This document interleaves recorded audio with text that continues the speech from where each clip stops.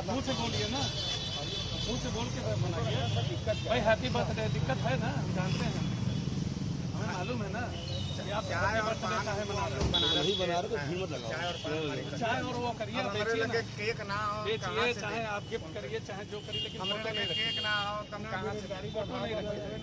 और छोड़िए, बेरोजगारी की बात अलग है, लेकिन फोटो नहीं रखिएगा। हमारे प्रधानमंत्री का फोटो नहीं रखने दे रहे हैं। प्रधानमंत्री नहीं, हमारे सांसद है। मिश्रा है, मैं बनारस वाले मिश्रा जी के नाम से जाना। अरे जी, किसका जन्मदिन मनाया है और किस तरह से? मैं आज अपने सांसद, वाराणसी के सांसद और देश के प्रधानमंत्री माननीय श्री नरेंद्र मोदी जी का जन्मदिन मनाया। और मैं सबसे पहले नरेंद्र मोदी जी के दीर्घायु होने का और उनको जन्मदिन की हार्दिक बधाई देता हूं। बाबा विश्वनाथ से प्रार्थना करता हूं कि नरेंद्र मोदी जी को सदैव स्वास्थ्य लाभ हो और वो जुग जुग जिए। आज हम लोगों ने उनके तस्वीर को रख करके बनारसी परंपरा के आधार पर उन्हें चाय और पान भेंट करना चाहते हैं, लेकिन जिला प्रशासन को, सिगरा पुलिस को ये नागवार लगी। हमारे नरेंद्र मोदी जी का, हमारे नेता का फोटो सिगरा पुलिस ने अपने कब्जे में रख लिया। हम जन्मदिन नहीं मना पाए। एक पहला आक्रोश ये। दूसरा ये आक्रोश है कि आज आप देख रहे होंगे कि तमाम नौजवानों के चेहरे पर कालिक पोत करके वो जन्मदिन मना। यह कालिक पोतने का जो मंशा था नौजवानों को, वो देश के अंदर बढ़ती बेरोजगारी के सवाल पर था।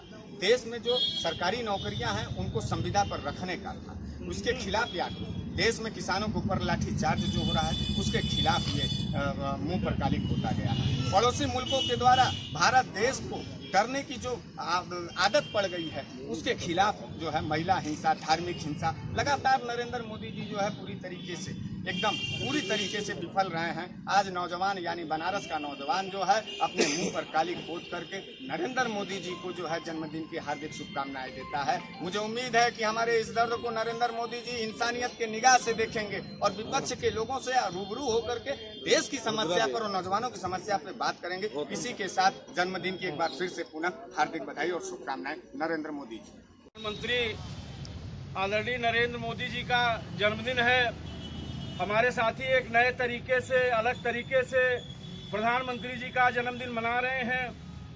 साथियों, अगर आप देखें तो नोटबंदी के बाद से आज तक का अगर आप आकलन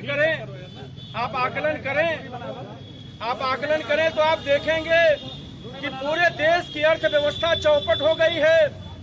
आज किसानों के खिलाफ नए कानून ला करके पूरी खेती किसानी बर्बाद की जा रही है। नौजवानों का रोजगार छीना जा रहा है।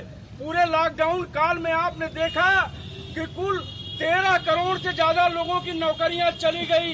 इस देश में जब नौजवान रोजगार मांग रहा है तो मोदी जी लाठी बरसा रहे हैं। हरियाणा में जब किसान काले कानूनों के खिलाफ लड़ रहा है तो मोदी जी की सरकार वहां लाठी बरसा रही है। आज हम यहाँ ये मतलब ही आजाद हिंदुस्तान में पहली बार ये चीज देखने को मिल रही है कि आपको अभिव्यक्ति की भी आजादी नहीं है। अब आप कोई बात कह नहीं सकते हैं, अपनी बात बोल नहीं सकते हैं। पूरे साल के 365 दिन पूरे देश में, पूरे सूबे में धारा 144 लगा दी जाती है ताकि नौजवान अपनी बात न रख सके, नौजवान अपनी बात न कह सके, किसान अपनी बात न कह सके, मजदूर अपनी बात न कह सके। साथियों, कहना चाहते हैं कि हमारे पुलिस के साथियों ने आकर के मोदी जी का फोटो छीन लिया। मोदी जी का फोटो कहां कहां आप रखाएंगे? पूरे देश में आक्रोश बढ़ रहा है और पुलिस के साथी मैं जानता हूं कि अभी आपके बंदूक का रख